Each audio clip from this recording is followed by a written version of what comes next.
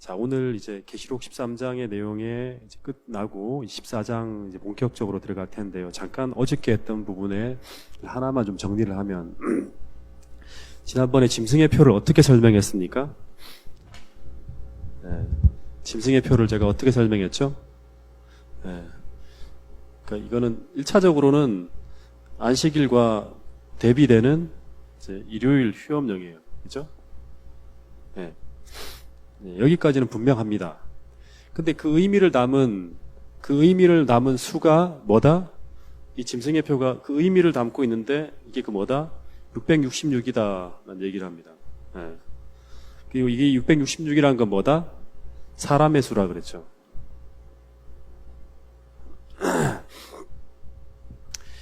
그 사람의 수, 짐승의 이름과 짐승의 이름, 짐승의 권위와 또 사람을 나타내는, 사람을 의미하는 수가 바로 666이라 했어요. 총명인, 지혜인, 하늘의 그런 지혜를 가지고 쭉 살펴보면 이 짐승의 표는 그 짐승의 이름과 그리고 그 이름의 수, 곧 사람의 수인데 그건 곧 666이라고 이렇게 얘기를 했습니다.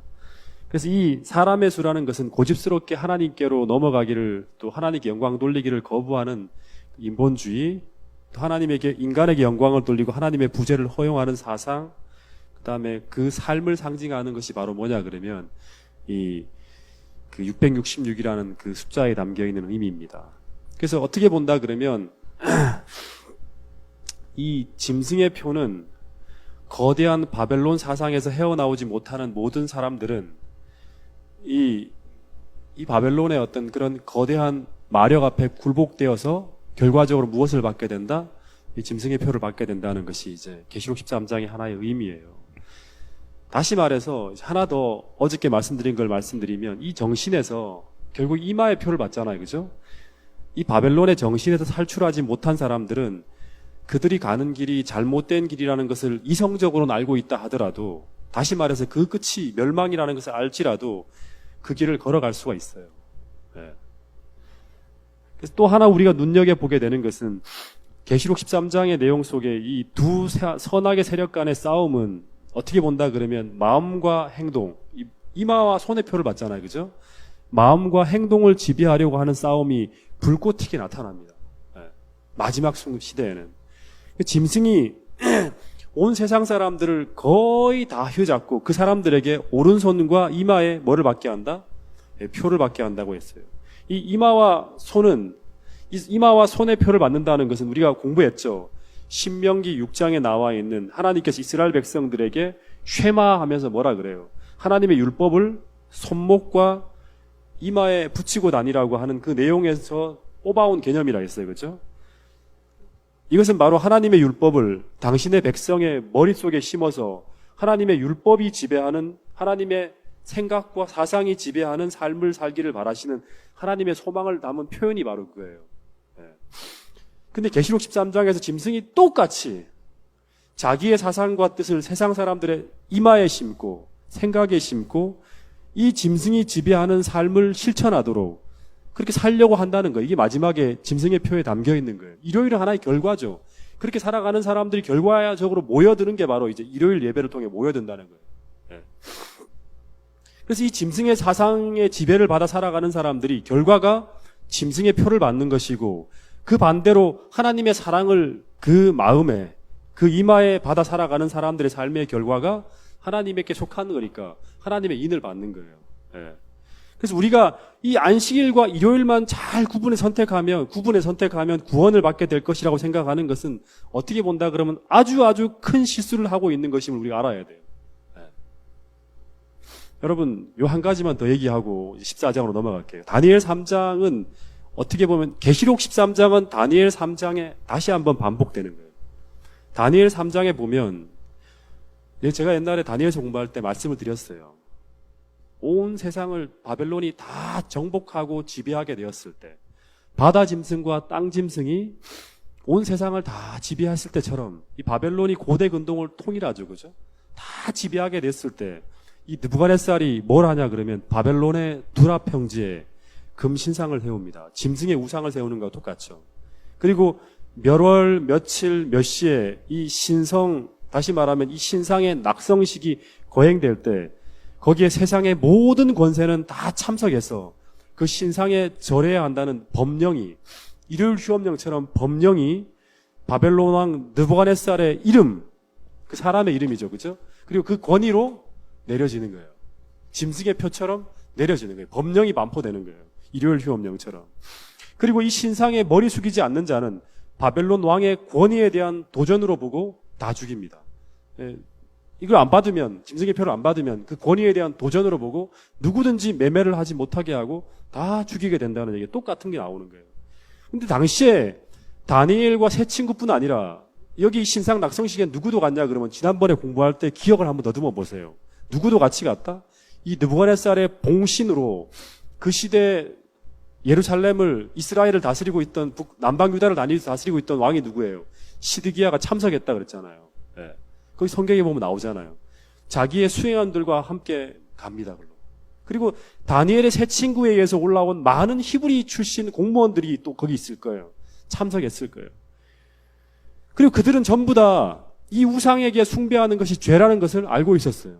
하나님의 계명을 알고 있었죠. 오늘 우리처럼 안식일이 무슨 날이 다 알고 있습니다. 다시 말해서 어떻게 하는 것이 진리의 길인지, 어떻게 하는 것이 옳은 것인지 다 알고 있었지만 그들은 나팔 소리가 울려 퍼지고 온 세상 사람들이 다 신상에게 머리를 숙일 때 대부분의 히브리인들은 다 느부갓네살의 권위를 상징하는 그 우상 앞에 머리를 숙이면서 우상 숭배를 하게 되었다는 거예요. 왜 그렇게 했죠? 왜 그렇게 했죠? 답은 하나입니다. 왜 그렇게 했죠? 살기 위해서인 거예요. 살기 위해서 온갖 변명을 다 할 수 있어요. 다니엘 세 친구도 변명할 수 있었죠. 다. 내가 이렇게, 내 마음은 그렇지 않지만 느부갓네살 왕이 두 번째 얘기하기 때문에 이렇게 할 수 있다고 변명할 수 있어요. 전부 다. 다 우리가 하는 행동에 진리를 따르지 못하는 그 모든 것에는 다 이유가 있어요. 전부 다. 네. 다. 오늘 우리가 예배에 못 나오는 거 다 이유가 있죠. 전부 다. 하나님 앞에 하나님의 영역은 나오지만 우리가 분명히 알지만 그걸 따라가지 못하는 다 이유가 있는 거예요. 여러분 마찬가지로 그날 우리도 안식일이 일곱째 날이란 이 분명한 진리를 알고 있지만 심지어 이렇게 나갈 때 어떻게 진리의 끝에 우리가 그 끝이 이르게 된다는 거 다 알고 있지만 살기 위해서 안식일을 포기하고 일요일을 예배일로 받아들이는 수많은 사람들이 그날에 존재할 거예요. 우리 중에도 존재할지 모르겠어요. 여러분 다시 말해서 짐승의 표를 거부하기 위해서는 진리 이상의 어떤 것이 우리에게 있어야 한다는 것을 잊지 말아야 돼요. 아시겠습니까? 진리 이상의 그 어떤 것이 있어야 돼요. 우리에게. 여러분 계시록 13장은 다니엘 3장 사건이 똑같이 반복되어져 일어나는 것입니다. 다시 말해서 다니엘 3장의 사건은 한 나라에서 벌어진 일이지만 계시록 13장은 이제 그 똑같은 일이 전 세계적인 규모로 나타난다는 거예요. 여러분 다시 한번 여러분께 말씀드리는 것은 우리의 이마에 우리의 오른손에 이 바벨론의 정신이 아닌 하나님의 신령한 율법의 사상과 정신이 성령을 통해서 인을 친다는 게 뭐예요? 하나님의 율법을 우리 마음에 기록하는 거예요. 우리의 생각에 기록하는 거예요. 하나님의 정신과 하나님의 사상이 계속 우리의 생각과 우리의 마음을 지배해서 성령이 우리를 끌고 가야 돼요. 그래서 마지막 때 계시록 마태복음 25장에 보면 이 열처녀의 비유 가운데 마지막에 끝까지 신랑과 함께 따라가는 사람들은 뭐예요? 하나님의 진리의 말씀 등과 함께 뭐가 있다? 성령이 계속 우리의 마음속에 담겨지고 있었어요. 그래서 그 여분의 기름을 가지고 마지막 순간까지 이 우리의 갈 길을 밝히면서 끝까지 가는 사람들이 바로 누구냐 그러면 이 여자의 남은 자손이라는 거예요. 그 사람들이 슬기로운 처녀예요.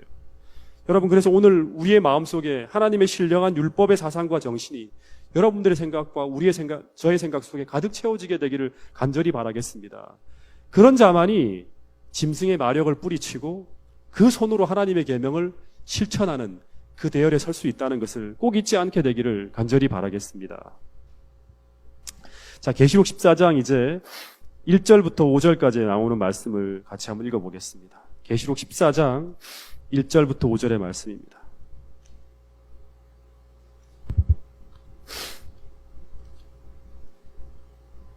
자, 읽어보겠습니다. 시작. 또 내가 보니 보라 어린 양이 시온산에 섰고 그와 함께 14만 4천이 서 있는데 그들의 이마에는 어린 양의 이름과 그 아버지의 이름을 쓴 것이 있더라. 네, 계속 읽어보세요. 5절까지. 내가 하늘에서 나는 소리를 들으니 많은 물소리와도 같고 큰 우레소리와도 같은데 내가 들은 소리는 검은 고 타는 자들이 그 검은 고를 타는 것 같더라. 그들이 보좌 앞과 내 생물과 장로들 앞에서 새 노래를 부르니 땅에서 속량함을 받은 14만 4천 밖에는 능히 이 노래를 배울 자가 없더라. 이 사람들은 여자와 더불어 더럽히지 아니하고 순결한 자라. 어린 양이 어디로 인도하든지 따라가는 자며 사람 가운데에서 속량함을 받은 처음 익은 열매로 하나님과 어린 양에게 속한 자들이니 그 입에 거짓말이 없고 흠이 없는 자들이더라. 예, 여기 보면 이제 14만 4천 하나님께 속한 사람들, 하나님의 입 맞은 사람들이 쫙 이제 1절부터 5절까지 내용이 나오고 그 사람들이 전하는 기별이 이제 새 천사의 기별이 나옵니다. 그 다음부터 6절부터. 근데 이 14만 4천인이 14장 1절에 보면 어디에 서 있어요? 네, 시온산에 서 있어요.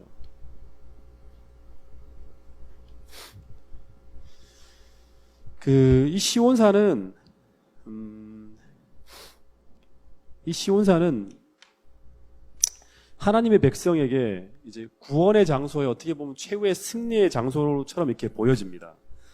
그래서 이 히브리 12장 22절에 보면 이 시온산은 하나님의 살아계신 도성, 하늘 예루살렘이라고 표현해요. 다시 말하면 시온산이 하나님의 살아있는 하나님의 도성, 하늘의 예루살렘이라고 표현하고 있습니다.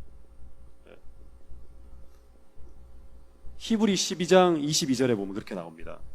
근데 이 예루살렘이라는 말은 계시록에 보면 어디와 대조가 되어 나오죠? 계속? 어디와 대조되어 나오죠? 예? 계속 이 대조되는 걸 봐야 돼요. 바벨론에 대조되는 나옵니다. 그래서 예루살렘은 하나님의 도성이고 바벨론은 사단의 사상과 문화와 정신으로 가득 찬. 그래서 그거를 좋아하는 사람들은 일로 모이고요. 그리고 하나님의 것을 좋아하는 사람들, 하나님의 사상과 하나님의 문화와 하나님의 정신으로 가득 찬 곳이 이 평화의 도시 예루살렘이기 때문에 하나님의 백성들이 일로 모이는 거예요.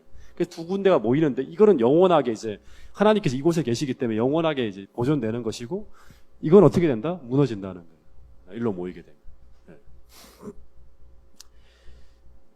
근데 요엘서는 한번 찾아볼게요. 요엘서 2장 32절을 한번 볼게요. 요엘서 2장 32절.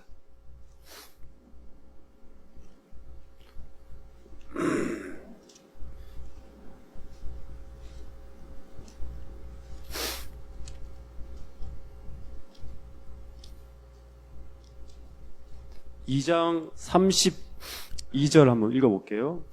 31절부터 읽어보겠습니다. 시작. 여호와의 크고 두려운 날이 이르기 전에 해가 어두워지고 달이 핏빛같이 변하려니와 누구든지 여호와의 이름을 부르는 자는 구원을 얻으리니 이는 나 여호와의 말대로 시온산과 예루살렘에서 피할 자가 있을 것이미요 남은 자 중에 나 여호와의 부름을 받을 자가 있을 것임이니라. 네, 여기 보면 이제 여기 또 시온산이 나오죠.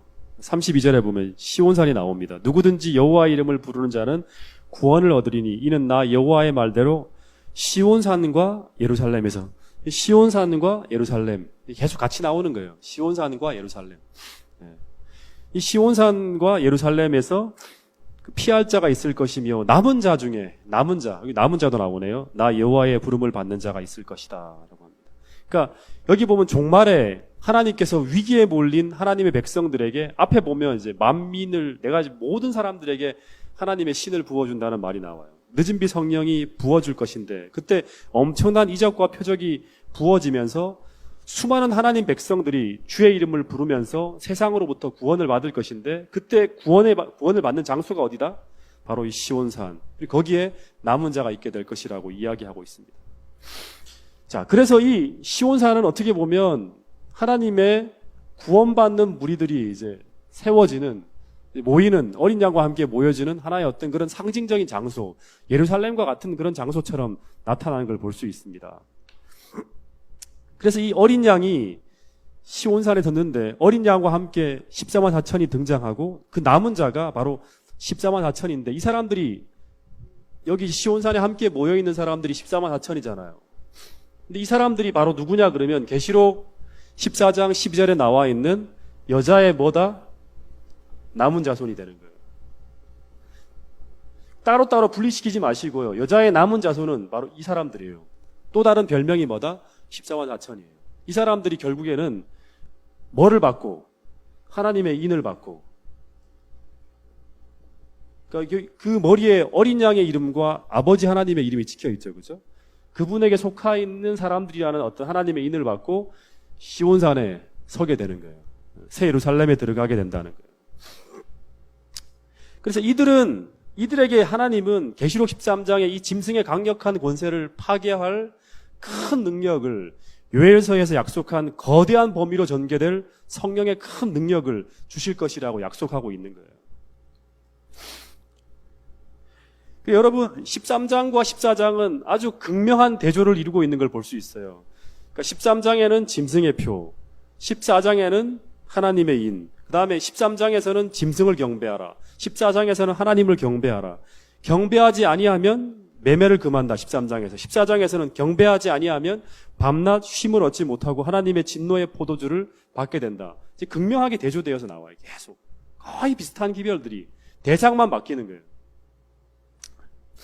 그래서 이 분명히 하나님을 대적하는 세력은 계시록 13장에서 짐승의 표로 구분하고 있고 자기의 이제 군대가, 그리고 14장에서는 하나님의 백성을 하나님의 인으로 구별하고 있는 모습을 볼 수 있습니다. 다 구별이 되고 있어요. 나누어지고 있습니다. 그래서 짐승의 권위에 굴복한 사람은 짐승을 따라 순종해 가고 하나님의 권위에 굴복한 사람은 어린 양이 어디로 인도하든지 따라가는 식으로 나타나는 걸 볼 수 있습니다.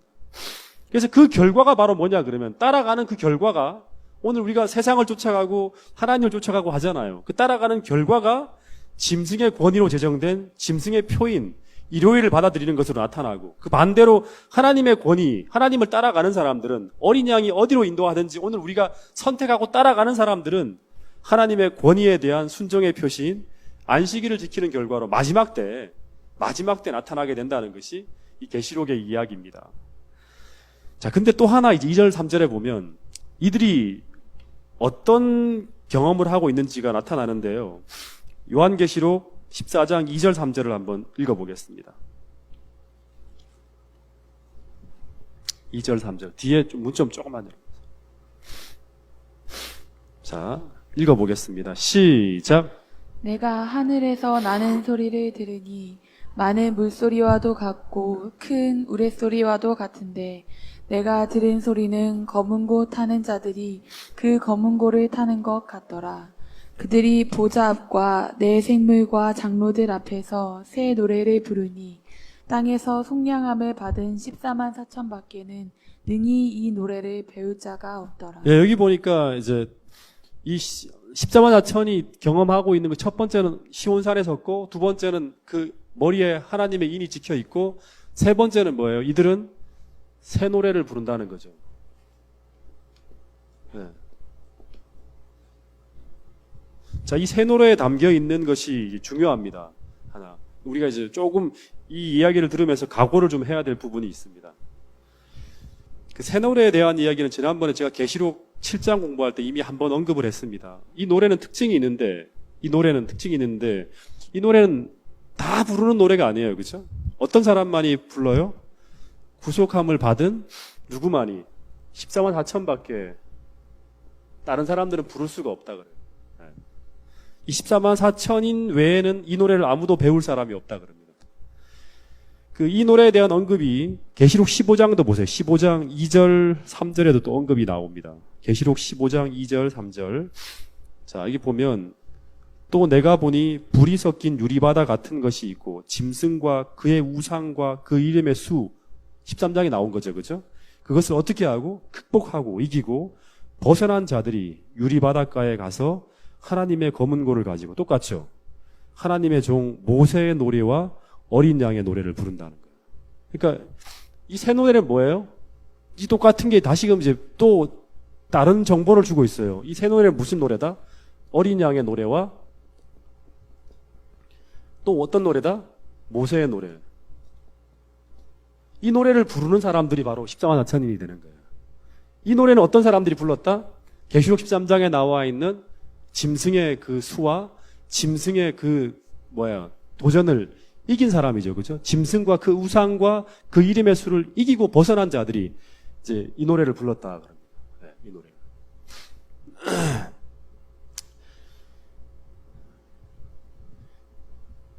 이 모세의 노래와 어린 양의 노래, 다시 말하면 이 세 노래를 왜 다른 사람은 못 부르는가?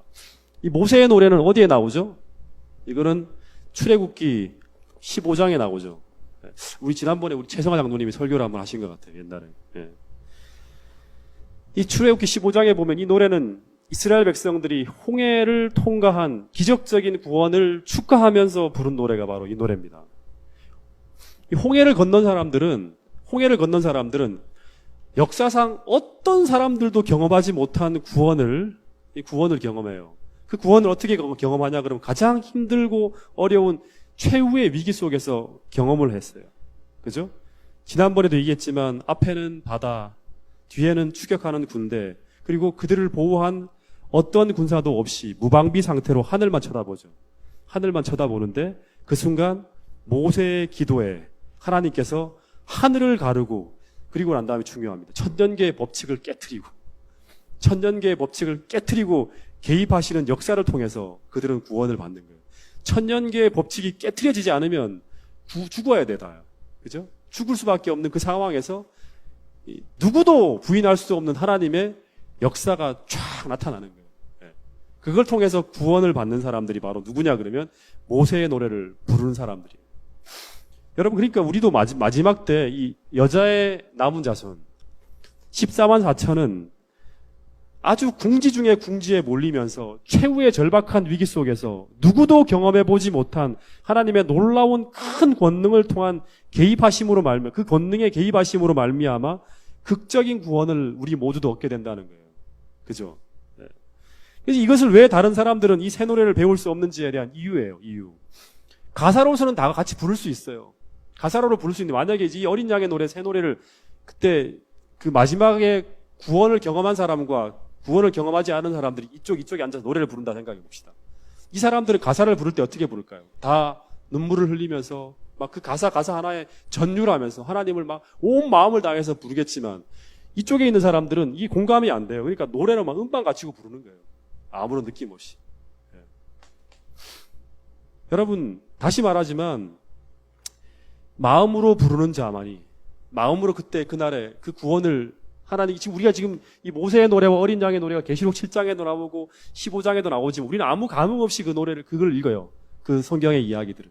근데 이 구원을 경험한 사람들은 진짜 마음으로부터 능력과 부와 존귀와 영광과 찬송을 받으시는 분이 오직 누구다? 예수님이다. 어린 양이라고 하면서 감격스럽게 그들은 하나님을 찬양할 거예요. 그 노래를 부를 수 있는 사람들은 그 경험을 한 사람들이다. 그 사람들이 바로 누구다? 14만 4천이라는. 그러니까 이 사람들이 경험하는 그 마지막 순간의 위기는요, 그 환란은 어느 누구도 필설로도 묘사할 수 없을 만큼 큰 어떤 궁지 속에서 하나님의 드라마와 같은 그런 드라마가 만들어지는 거예요. 그걸 경험하는 사람들이 누구다? 바로 이 마지막 때 하나님의 남은 자들, 하나님의 입맞은 자들이 걸어가는 그 길 속에 그런 경험들을 하게 된다는 이야기가 나오고 있습니다. 여러분, 계시록 7장 14절 한번 볼게요. 자, 새 노래는 다시 말하면 뭐예요? 큰 대환란이죠. 대환란을 지나가면서 하나님의 구원을 경험한 사람들이 부르는 노래라는 걸 기억해야 돼요. 대환란을 지나가는데 하나님의 구원, 하나님의 도움을 통해서 이 대환란을 극복하는 사람들이, 짐승의 우상과 그 짐승의 표를 어떻게 극복하는, 거부한 사람들이죠. 그죠? 이겨낸 사람들이에요. 세상의 모든 권세가 다 하나님 백성들을 죽이려 할 때 그걸 이겨낸 사람들이에요. 믿음으로. 자, 계시록 7장 14절 한번 볼게요. 여기도 똑같이 14만 4천이 나오죠. 그죠? 그러니까 이 얘기를 14장 1절부터 5절까지의 내용과 계시록 7장 전체의 내용을 같이 연결시켜서 봐야 돼요. 그러니까 7장 10절에 보면, 그러니까 7장 9절 마지막 부분부터 보면 이제 9절 이 일 후에 내가 보니 각 나라와 족속과 백성과 방언에서 아무라도 셀 수 없는 큰 무리가 흰옷을 입고 14만 4천이에요. 손에 종려나무 가지를 들고 보좌 앞과 어린 양 앞에 서서 큰 소리로 외쳐 가로되 노래 부르는 거예요. 새 노래를 부르는 거죠. 그죠? 예. 구원하심이 나를 구원하심이에요. 다른 사람 우리가 볼 때 구원하심이 막연한 구원하심이 아니라 나를 구원하심이에요. 우리를 구원하심이 보좌에 앉으신 우리 하나님과 어린 양께 있도다 하니 모든 천사가 보좌와 장로들과 내 생물이 주위에 섰다가 보좌 앞에 엎드려 얼굴을 대고 하나님께 경배하여 가로되 아멘 찬송과 영광과 지혜와 감사와 존귀와 능력과 힘이 우리 하나님께 세세토록 있을지어다 하니까 아멘 하더라. 13절 장로 중에 하나가 응답하여 내게 이르되 이 흰옷 입은 자들 14만 4천입니다. 누구며 또 어디서 왔느냐 하니까 자 14절 같이 읽어보겠습니다. 시작 내가 가로되 내 주여 당신이 알리이다 하니 그가 나더러 이르되 이는 어디에서? 큰 환난 가운데 대환난 가운데서 나오고요. 대환난 가운데 이미 나왔죠. 이미 대환난 가운데 나온 사람들이에요. 네. 그러니까 이 사람들이 그 환난을 통해서 구원하심이 어린 양과 그 하나님께 있다. 그분이 도와주셔서 나는 구원을 받았다 하는 노래를 새 노래를 부르는 거예요. 그 경험의 노래를 부르는 거예요. 네. 그 경험의 노래를. 이 14만 4천은 계시록 7장에서 어떤 사람들이다? 인을 받은 사람들이죠. 인을 받은 사람들이. 계시록 7장에도 인 받은 자의 숫자를 세보니까 14만 4천이다 하고 나오는 거예요. 그런데 이 사람들이 다시 계시록 14장에서 등장하고 있는데 그 인이 14장에서는 구체적으로 여기서는 인 맞은 자들이라 했는데 14장에서는 구체적으로 어린 양의 이름과 아버지 이름이 찍혀 있다고 더 구체적으로 나오는 게 14장에서는. 그리고 인 맞은 사람들이 어떤 특징을 가지고 있는가에 대해서는 계시록 7장에서는 아무런 인포메이션도 주지 않아요. 단지 하나 우리가 알 수 있는 것이 계시록 7장에 보면 14만 4천에 이렇게 쭉 12지파가 나오는데 뭐만 빠졌다? 다 잊어버렸죠. 단지파와 에브라임 지파가 빠졌다는 인포메이션만 주고 있는데 이 단지파와 에브라임 지파는 이스라엘 역사를 보니까 하나님 백성들을 배도하게 만든 결정적인 어떤 그런 배도로 이끈 그러한 이제 지파라는 걸 알 수 있어요. 근데 계시록 14장에서는 이들이 어떤 사람들인지 더 자세하게 이제 묘사하고 있는 게 1절부터 5절까지의 내용입니다. 자, 조금만 더 볼게요. 4절 또 한번 읽어보겠습니다. 4절까지만 좀 해야 될 것 같아요. 지금 보니까. 자, 저기 뒤에 조금 창문 우리 민혁이 창문만 조금만 열어봐요. 자, 읽어보겠습니다. 4절까지만 좀 하겠습니다. 시작. 이 사람 여자와 더불어 더럽히지 아니하고 순결한 자라 어린 양이 어디로 인도하든지 따라가는 자며 사람 가운데에서 속량함을 받아 처음 익은 열매로 하나님과 어린 양에게 속한 자들이니. 예. 자, 이 14장에 보니까 14만 4천은 첫 번째는 시온산의 어린 양과 함께 서 있는 사람들이고 두 번째는 새 노래를 부르는 사람이고 세 번째는 그 머리에 예수님의 이름 인이 찍혀 있는 사람들이고 네 번째는 뭐냐 그러면 어떤 사람이다? 여자와 더불어서 더럽히지 아니하였다. 네, 더럽히지 아니하였다. 그래서 그 다음 이 같은 말 표현이 뭐예요? 정절이 있는 자라는 말을 쓰고 있어요. 정절이 있는 자라는 말을 쓰고 있어요.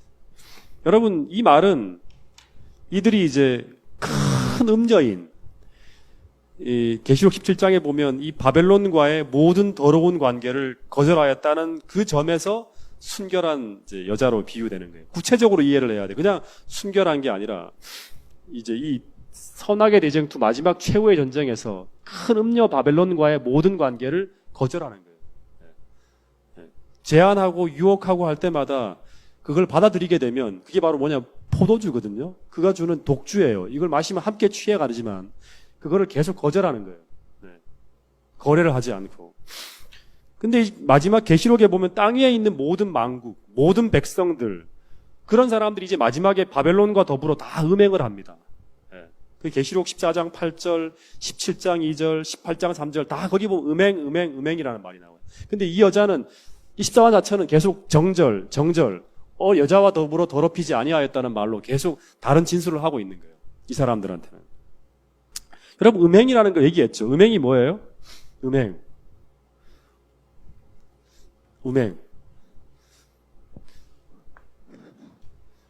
저도 뜨거워서 못 견디겠네.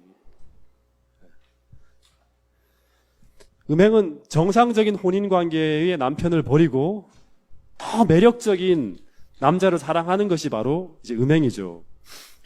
그 결과는 뭐예요? 남편과의 사랑의 관계가 문제가 생기게 되고 더 나가면 파괴되는 거예요, 관계가. 그래서 이 여자는, 그러니까 이 남자와의 관계가 이제 파괴된 거예요. 계속 음행하고 하다 보니까. 교회인데 교회가 완전히 하나님과 관계가 끊어진 단계로 가는 거죠. 여러분, 계시록 2장에서 우리가 공부했죠. 에베소 교회의 변질의 결정적인 이유가 바로 뭐다? 네. 사랑에 문제가 생기기 시작하면서부터 에베소 교회에 문제가 생기는 거예요. 교회에 문제가 생기기 시작하는 첫 스타트는 뭐냐 그러면 사랑에 문제가 생기기 시작하면서부터. 네. 그 교회가 이제 나중에 버가모로 이어지고 두아디라로 이어지면서 완전 죽어가는 거죠. 여러분, 예수님이 이 땅에 오실 때, 주님이 이 땅에 오실 때 그 기다림에 지쳐서 다른 행복을 찾아가지 않는 사람만이 주님과 함께 영원한 사랑을 꿈꿀 수 있는 거예요. 아시겠습니까? 예수님이 이 땅에 오실 때까지 이 여자는 우리가 진짜 예수님을 사랑한다 그러면 그 기다림에 지쳐서 참 더디 오실 것처럼 느껴지거든요. 기다림에 지쳐서 다른 행복을 찾아가지 않는 사람만이 주님과 함께 영원한 사랑을 꿈꿀 수 있는 사람들이에요. 여러분, 예수님은 분명히 오실 거예요. 그래서 우리가 이 땅에서 해야 될 가장 중요한 일 중에 하나는 뭐냐 그러면 이 기다림에 실패하지 않을 수 있는 사랑을 소유하는 거예요. 예수님이 돌아오실 때 끝까지 내가 주님을 나의 남편으로 모시고 있어야 돼요. 다른 남자가 내 옆에 있으면 안 돼요. 진짜 신랑이 오시는데 내가 다른 남자와의 관계 속에서 이미 행복을 누리고 있으면 이분과의 관계는 나와 상관없는 사람이 되는 거예요. 그래서 끝까지 주님을 나의 남편으로 모시고 끝까지 지치지 않고 변치 않는 그 기다림을 가지고 주님을 기다릴 수 있는 사람들이 바로 누구냐 그러면 여자의 남은 자들. 여자라는 말이 바로 그렇게 나오는 거예요. 그 사랑을 가진 사람만이 그날 어디에 선다? 시온산에 선다는 거예요. 그리고 그 사랑은 우리로 하여금 어린 양이 어디로 인도하든지 따라가는 자가 되게 할 거예요. 예수님께서 마지막 때 나의 사랑을 계속 유지하기 위해서는 이렇게 가야 돼 할 때마다 주님을 사랑하기 때문에 계속 그 길을 따라가는 거예요. 여러분, 그래서 우리에게 오늘도 기다림에 실패하지 않는 인내가 오늘 우리에게 필요합니다. 그리고 그분의 우리를 향한 사랑을 어떤 순간에도 잊지 않고 주님을 향한 순결한 정절을 지킬 수 있어야지만 우리가 마지막 순간에 짐승을 경배하지 않고 주님을 경배할 수 있는 사람들이 될 수 있다는 거예요. 이 사랑이 결국 우리로 하여금 주님을 경배하게 하는 거예요. 마지막으로 얘기 하나만 좀 하고 마칠게요. 제가 지금 옛날에 한번 이 얘기를 했던 것 같은데요. 지금도 생생하게 기억하는 20살 때 읽은 소설, 에드가 알렌 포우가 쓴 이노크 아든이라는 소설을 제가 참 마음속에 기억에 담고 있는데, 여러분들 한번 이 얘기를 했죠? 이노크 아든. 기억하세요? 영국의 어느 작은 마을에 이 아든이라는 소년과 이 제인이라는 소녀와 또 한 친구가 있네, 빌립이라는 이 세 친구가 한 마을에 자랐어요. 이 세 사람이 너무나 가까운 사이로 한 동네에 살았어요. 그러다가 이제 이들이 청년이 되었는데, 이제 이 아든이라는 사람이, 아든이라는 이 청년이 빌립보다는 더 적극적인 성격이에요. 그래서 이 제인에게 프로포즈를 합니다. 그래서 이 제인이, 이 사랑이 너무나 아름답고 순수해서 두 사람이 결혼을 해요. 이제 아든과 제인이 결혼을 합니다. 그래서 아든과 제인이 서로 사랑하면서 행복하게 막 지내는데, 한 가지 문제가 이 아든의 마음속에 늘 아쉬움을 남게 하고 마음을 아프게 해요. 문제는 뭐냐 그러면 너무나 가난하니까 이 아든이 무엇인가 다른 일을 하지 않으면 이 제인을 행복하게 해줄 수가 없는 거예요. 그래서 이 아든이 선택한 길이 바로 뭐냐 그러면 고깃배를 타고 멀리 나가는 거예요. 여보, 내가 정말 당신을 사랑하긴 하지만 내가 너무나 이제 이 돈이 없으니까 내가 당신을 더 행복하게 해주기 위해서 배를 타고 갈 텐데 그때까지 정말 기다리라 달라고 얘기를 하고 가면 나는 이제 기다려 떠나는 거예요. 배를 타고. 근데 제인이 계속 만류했죠. 근데 한 번만 원양어선을 타고 이제 들어와서 그때부터는 이제 기반을 잡고 행복하게 살자고 하면서 이제 약속을 하고 배를 타고 떠납니다. 근데 배를 타고 나간 지 5일째 되는 날. 소설이 되려면 이제 뭐가 불어야 돼요? 태풍이 막 불면서 그 배가 파선하고 그 배를 탄 사람들이 다 죽었다는 소식이 들려와요. 그 제인이 엄청난 충격에 빠졌지만 아들의 죽음을 받아들이지 않아요. 아들은 반드시 살아 들어올 거라고 믿어요. 근데 매일매일 바닷가에 나가서 아들을 이제 기다리는데 이제 한 달이 지나고 두 달이 지나고 뭐 몇 개월이 지나가는데 아들이 죽음이 확실하다는 그런 이제 증거만이 계속 나타나는 것처럼 보이는 거예요. 사람들은 이제는 아들을 잊으라고 그래야 당신이 행복할 것이라고 계속 얘기를 하는 거예요. 근데 이 모든 이야기를 물리치고 매일매일 바닷가에 나가서 아들이 돌아오기를 기다리는데 뭐 아들의 죽음이 너무나 확실해지자 이 제인이 이제 둘도 없는 단짝 친구인 이 빌립이 매일같이 제인을 찾아와서 위로해주고 이 아들의 빈자리를 채워주기 위해서 지극정성으로 이 제인을 돌봅니다. 그리고 이 제인에게 아들의 죽음이 확실해졌으니까 이제 그를 잊고 이제 자신의 사랑을 받아들여 달라고 하면서 프로포즈를 합니다. 그래서 제인이 처음에는 아들을 잊을 수 없다면서 계속 죽을 때까지 기다릴 거라고 하다가 이 빌립의 사랑이 너무나 지극하고 진실하니까 이 제인이 드디어 빌립과 결혼을 하게 돼요. 근데 아들이 죽었을까요? 죽지 않았을까요? 죽지 않았습니다.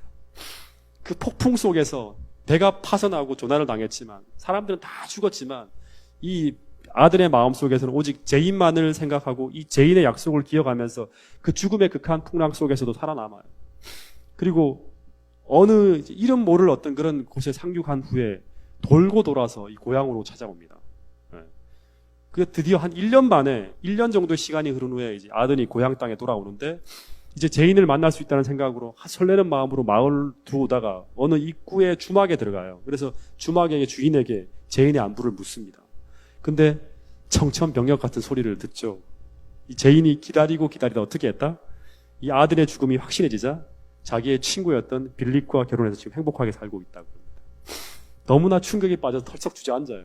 그리고 죄인을 위해서 죽음을 이기고 여기까지 왔는데 하면서 막 안타까워하다가 이제 한 번이라도 멀리서라도 보겠다 싶어갖고 이제 이 아들이 저녁 어설한 무렵 자기의 옛날 집이죠. 그 살인문 앞에서 멈춰 섭니다. 그리고 그 저녁에 행복한 웃음소리가 들려오는 소리를 쫙 듣고 있는데 창문에 비친 그 모습 속에서 행복한 가족들의 모습이 쫙 보이는 거예요. 그리고 죄인을 부르고 싶은 마음이 너무나 간절하지만 그 입을 틀어막고 몸을 돌려서 그 집을 떠나갑니다. 여러분, 이 스토리가 바로 뭐냐 그러면 어떻게 본다 그러면 이 정절이 있는 자라는 이 얘기 속에서 같이 담겨있는 모든 걸 포함하고 있는 거예요. 여러분, 아든처럼 예수님은 분명히 오세요. 약속했기 때문에 오십니다. 아무리 세상에 풍랑이 일고 주님이 오는 길을 막으려고 사단이 아무리 난리를 친다 하더라도 예수님은 반드시 옵니다. 이 짐승의 표는 주님께서 오시지 않는다고 생각하는 사람들이 받을 수 있는 거예요. 그딴 거 생각하지 말고 내가 주는 것을 받고 영원히 나랑 같이 살자고 하는 게 바로 이 짐승의 표예요.